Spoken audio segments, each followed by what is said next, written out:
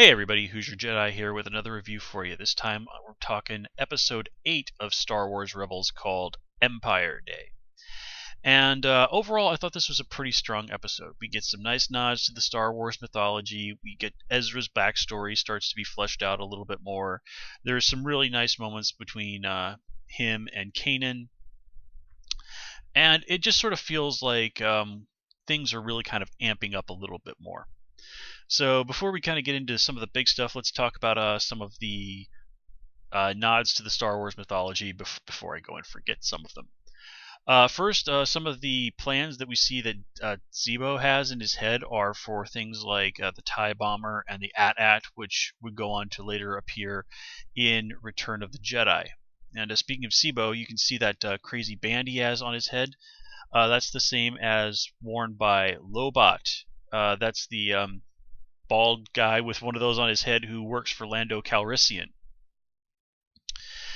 And let's see. Oh yes, this episode Kanan is trying to teach Ezra a force ability called Beast Trick, and it's used by Jedi to as Kanan shows, calm down animals and try and possibly even get them so that they can be turned into mounts or just help the Jedi in some way. And we did see Anakin actually using this power on a critter that he was fighting in the arena on Geonosis in Attack of the Clones. So it is kind of cool that Kanan is teaching him something that, in fact, Darth Vader probably knows. Although, kind of given the nature of this ability, it's kind of questionable as to whether or not Darth Vader can use that.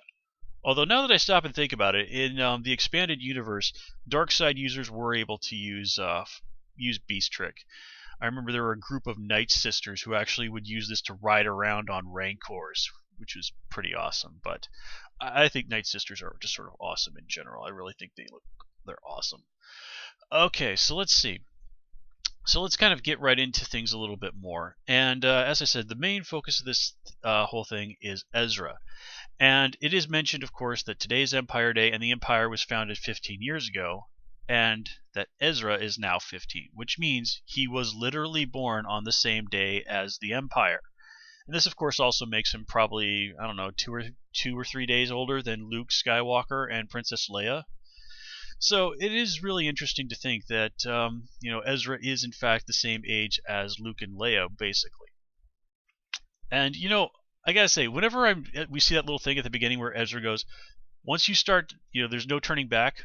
I always wonder, like, who exactly is it that's watching that holocron of him? And just in my head, I like to pretend that it's a few years later and it's Luke Skywalker himself that's actually watching this.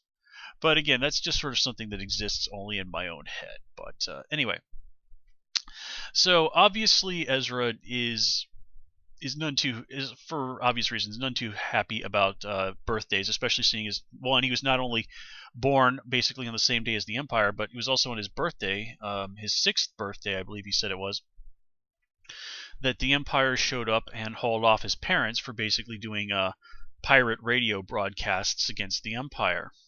And as we see from Ezra's memories and him going back to his old house, his parents were doing that. They were trying to teach him, you have to be willing to stand up for what's right, to stand up for other people.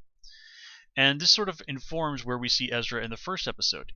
Ezra doesn't really want to fight against the Empire. At best, he's sort of willing to do a little bit of petty thievery and annoy the Imperials a little bit. But he's certainly not in a position where he's, for any reason, going to go and stick his neck out for anybody else. He's certainly not going to stick his neck out to fight the Empire. Now, of course, Ezra, just by virtue of everything that's happened and the fact that, well, him being force sensitive means that the Empire is totally going to be looking for him because, the Empire does not want people who can use the force running around that they are not in control of. But just the fact that Ezra has genuinely embraced fighting the Empire at this point really does show that he's come quite a long way from the more self-serving person that he used to be. But again, I think it's really just more of the case of he's more interested in having found some place, a group of people where he belongs, and that anything he does that bothers or slows down the Empire is really just so much gravy. Let's see. What else? Yeah. Sorry, lost my focus there. Not a huge amount to say about that scene with him and Kanan. Just that it does show that Kanan is indeed taking training Ezra more seriously, and the fact that he does pick up very quickly that this is something a little bit more than Ezra's just having a bad day. That's good. So they are forming a genuine bond as Master and Padawan. And of course, we do get to see a little bit more of Sabine and Ezra's relationship fleshed out. And Ezra is still, vainly trying to hit on her. And of course, Sabine is having none of it. But now that she's seen a little bit of where it is that he comes from and a little bit of what it is that he's had to deal with, I think she understands that Ezra's probably had a lot harder life than she had previously imagined. And of course, she almost certainly pocketed that little recording of that Ezra's parents made, and I can't imagine that she's not going to give it to him next episode and wish him a happy birthday. And it's probably just going to be something probably a little sappy, but eh. So let's see what else. In terms of characters, we also get to see that Zeb and Agent Zeb still seriously has it in for Agent Kallus. Understandable, of course. At this point, I can't really imagine why Kallus doesn't just say, like, okay, I'm issuing an order that any Lasat sighted on this planet is to be arrested immediately. Again, that's just one of those really obvious things that you would think that he would do after Zeb has tried to kill him so many times. Also, it's kind of silly, I think, that for Kanan to try and get Zeb to shoot the Inquisitor because, well, the Inquisitor's got the Force on his side. He's probably going to be able to deflect that. And that's basically what he does. If he'd actually had let Zeb shoot Kallus, there's a pretty good chance that Zeb would have killed Kallus. Now, granted, the Inquisitor was obviously the greater threat, but that would have almost certainly crossed Kallus off the board once and for all. So, Kanan sort of traded, that could have been a long-term benefit. But, let's see. Nothing in particular to say about Hera this episode. Again, Chopper kind of just continues to be sort of an amusing character in the background. The scene with Kanan pretending to be drunk. Now that was pretty hilarious. I mean, obviously they couldn't. This being on the Disney Channel, they couldn't say the word drunk or have him holding anything that was obviously intended to be alcohol. But we all understood that was what the situation was meant to be. And it's also kind of hilarious that Ezra called Kanan his dad. If I remember correctly, Kanan is only like 14 years older than Ezra. At the time Order 66 went down, which is just immediately prior to the Empire being founded, Kanan, if I remember correctly, was indeed 14 years old, the same age that Ezra was when we first met him. So this would make, if I'm doing the math correctly, Kanan 29 years old. Okay, I mean, yes, it is biologically possible for somebody who is 29 years old to have a 14-year-old, 15-year-old son, but yeah. If he'd referred to Kanan as his uncle, that probably would have made a lot more sense.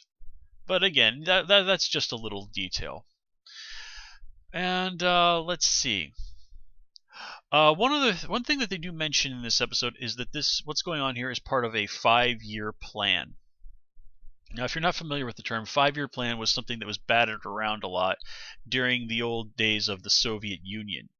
And if you really stop and think about it, while the Empire is often basically compared to the Nazis, and again, of course, a lot of the stuff from that the Empire does is indeed based on the Nazis, but a lot of what we're also seeing here, the Empire does, is you draw elements.